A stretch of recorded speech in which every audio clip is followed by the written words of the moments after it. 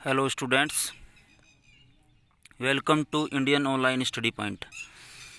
आज हम क्लास 8 के चैप्टर 9 के पार्ट 3 के बारे में पढ़ेंगे।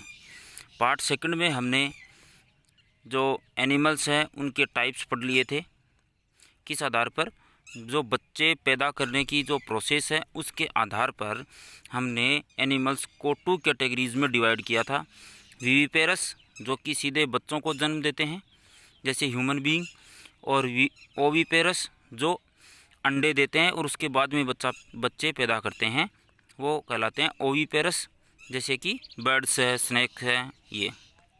फिर इसके बाद में हमने पढ़ा था यंग वंस टू एडल्ट्स, मतलब जो बच्चे होते हैं वो एडल्ट से अलग भी दिखाई दे सकते हैं और एक जैसे भी होते हैं। जैसे मल्टी सेलुलर जो ऑर्गेनिज्म्स होते हैं उनके जो बच्चे होते हैं, जैसे विविपेरस होते हैं, उनके बच्चे अपने माता पिता के जैसे ही दिखाई देते हैं। लेकिन कुछ जीव ऐसे होते हैं जिनके बच्चे उनके माता पिता से या यंग वन से अलग दिखाई देते हैं, जैसे कि मेंढक में और सिल्क मोथ में ऐसा होता है। सिल्क मोथ की अगर हम बात करें तो एग्स के क्या बनेगा? लार्वा से फिर क्या बनेगा? प्यूपा, और प्यूपा से क्या बनेगा? एडल्ट सिल्कवर्म तैयार होता है। तो जो लार्वा है, कैटरपिलर है, वो एडल्ट सिल्कवर्म से बिल्कुल अलग दिखाई देता है। आज हम इससे आगे पढ़ेंगे।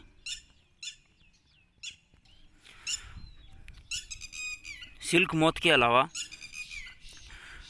फ्रॉग भी इसका एक एग्जाम्पल है। Frog is another such example. यहाँ से करेंगे, frog is another such example, यहाँ से स्टार्ट करके और ये एडिंग लिखेंगे। उसके बाद में द डेवलपमेंट से स्टार्ट करेंगे। The development of egg into a young frog occurs in different stages. जो डेवलपमेंट है एग से लेकर कहाँ तक का जो सफ़र है यंग फ्रॉग तक का, वो विभिन्न स्तरों से होकर गुजरता है। दीज स्टेजेस आर, और ये स्टेज कौन सी है? एग, टेडपोल और एडल्ट।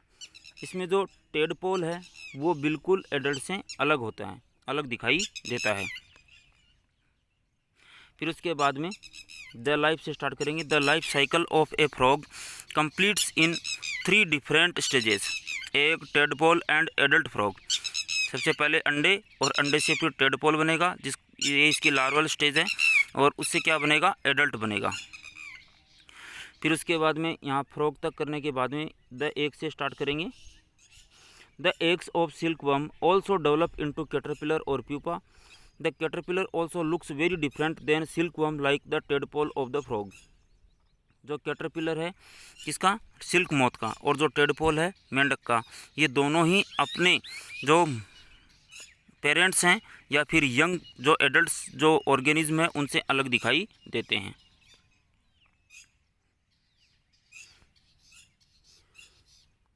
फिर उसके बाद में डेवलपमेंट से स्टार्ट करेंगे। डेवलपमेंट ऑफ लार्वा और pupa into an adult from after many changes in its body is called metamorphosis. These changes are controlled by a hormone called thyroxine secreted by thyroid gland of the body. अब जो larval stage से, caterpillar से, tadpoles हैं, जो adult बनने की जो process है उसको क्या कहते हैं? मेटामॉर्फोसिस कहते हैं। क्या कहते हैं? मेटामॉर्फोसिस कहते हैं। और ये मेटामॉर्फोसिस की जो प्रोसेस है वो कौन सी ग्लैंड के द्वारा कंट्रोल की जाती है? थायराइड ग्लैंड के द्वारा कंट्रोल की जाती है। अब हम बात करते हैं एसेक्सुअल रिप्रोडक्शन की। सेक्सुअल रिप्रोडक्शन में हमने समझ लिया है, सेक्सुअल रिप्रोडक्शन में मेल और फीमेल दोनों की ज़रूरत होती है, जबकि एसेक्सुअल रिप्रोडक्शन में सिंगल ऑर्गेनिज्म की ज़रूरत होती है, दोनों पेरेंट्स की ज़रूरत नहीं होती है। तो इसमें हम यहाँ से स्टार्ट करेंगे। This type of reproduction in which only a single parent is involved is called asexual reproduction। asexual reproduction यहाँ तक कर लेंगे। फिर इसके जो टाइप्स हैं, asexual reproduction कौन कौन करते हैं, किस किस तरीके से करते हैं, उसको हम समझ लेते हैं। सबसे पहले बात करते हैं बडिंग इन हाइड्रा। तो बडिंग इन हाइड्रा लिखेंगे, इसमें न्यू इंडिविजुअल से स्टार्ट करेंगे। New individuals develop from the birds so the process is called budding. New individual है उसका डेवलपमेंट किससे स्टार्ट करता है? किससे स्टार्ट होता है? बर्ड से, और बर्ड से न्यू यंग वन, न्यू जो ऑर्गेनिज्म है उसके प्रोड्यूस होने की प्रोसेस को क्या कहते हैं? बडिंग कहते हैं। अब ये बड क्या होती है इसको हम समझ लेते हैं।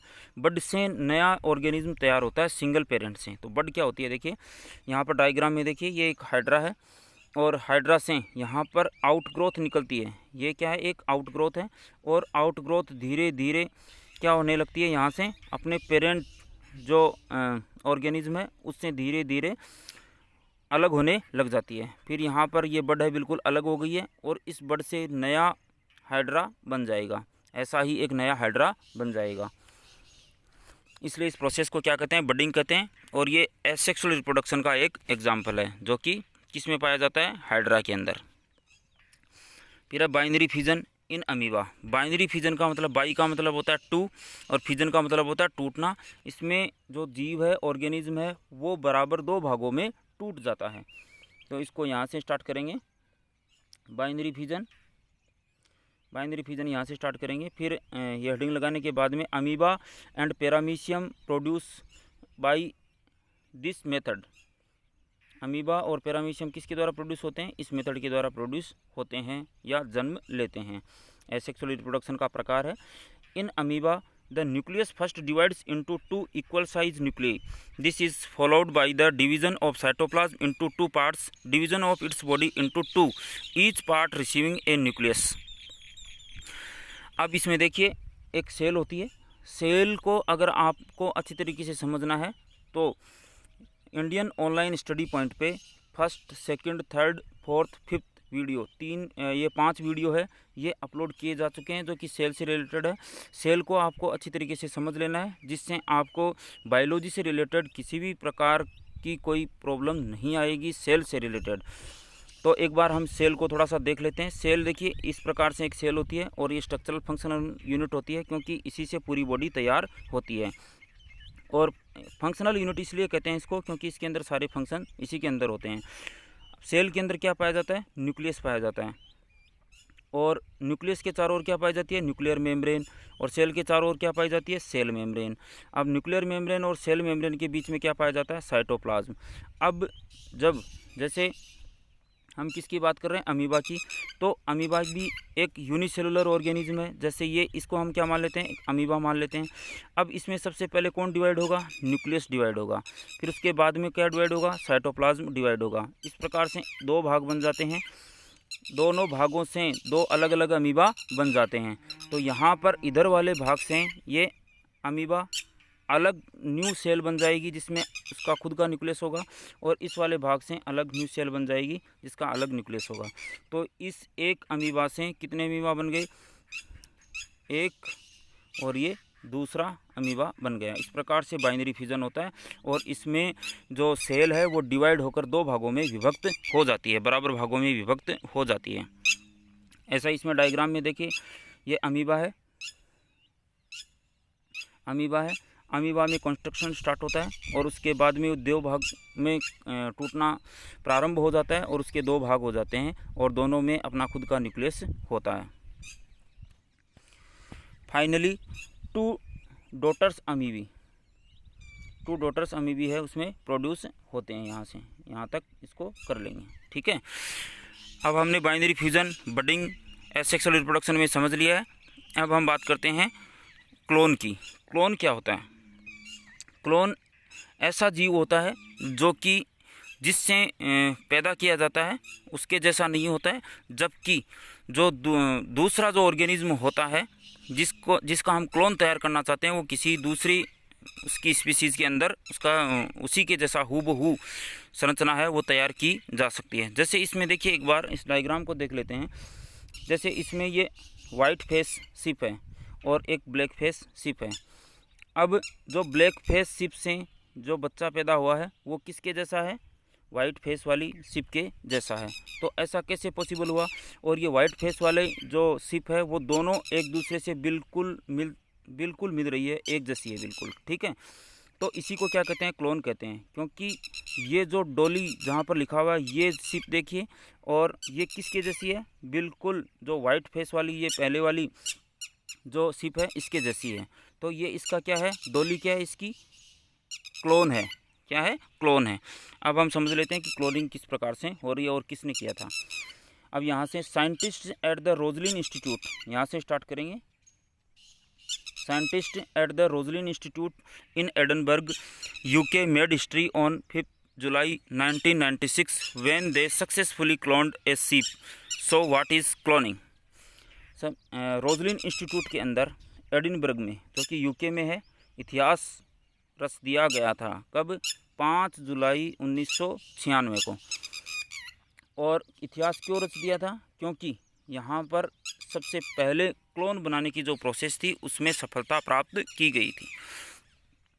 अब क्लोनिंग है वो किस प्रकार से होती है, कैसे होती, क्या होती है क्लोनिंग, वो हमने समझ लिया है। किस प्रकार से होती है उसको समझ लेते हैं। यहाँ से स्टार्ट करेंगे। In the process of cloning the scientist extract the DNA from an animal cell and implant it into an egg cell taken from another animals. Before implanting it the DNA of the recipient cell is removed. तो इसमें देखिए, सबसे पहले जो DNA है, DNA की structure कैसी होती है, डीएनए कहाँ पाया जाता है? सबसे पहले मल्टीसेलुलर ऑर्गेनिज्म के अंदर एक सेल होती है, सेल में न्यूक्लियस होता है और न्यूक्लियस के अंदर डीएनए पाया जाता है। डीएनए की स्ट्रक्चर कैसी होती है? जैसे डबल हेलिक्स होती है। देखिए यहाँ से हम आसानी से इसको देख सकते हैं, ये कैसी होती है? Double helix. ऐसे पहला हेलिक्स हो गया और ये दूसरा हेलिक्स है। अब इसको, इस डीएनए को, इसके पार्ट को काटकर अलग कर लिया जाता है, जो कि वाइट फेस वाली शिप से लिया गया था। फिर इस टुकड़े को काटकर, जैसे ये टुकड़ा हुआ है, बना है, इस टुकड़े को जो ब्लैक शिप जो यहाँ पर है, ये ब्लैक शिप है, इसके एग सेल के डीएनए में इसको जोड़ दिया गया। मतलब इसका जो डीएनए था उसमें ये ऊपर वाला टुकड़ा है वो प्लस कर दिया गया, ऐड कर दिया गया। फिर इस एग सेल से जो बच्चा पैदा हुआ वो बिल्कुल किसके जैसा था? जिसमें सबसे पहले वाइट फेस वाली जो शिप थी उससे डीएनए का टुकड़ा लिया था, उसके जैसा हुआ। कहने का मतलब जो वाइट फेस वाली शिप है बिल्कुल हूबहू इसके जैसी दूसरी शिप है वो तैयार हो गई, भेड़ तैयार हो गई। इसकी को क्या कहते हैं? क्लोनिंग कहते हैं। और ये डीएनए की मदद से होता है। तो क्लोनिंग आपको अच्छी तरीके से समझ में आ गई होगी। अब देखिए इसकी मृत्यु कब हुई डॉली की? डॉली डाइड ऑन, यहाँ से डॉली डाइड ऑन 14 फरवरी 2003।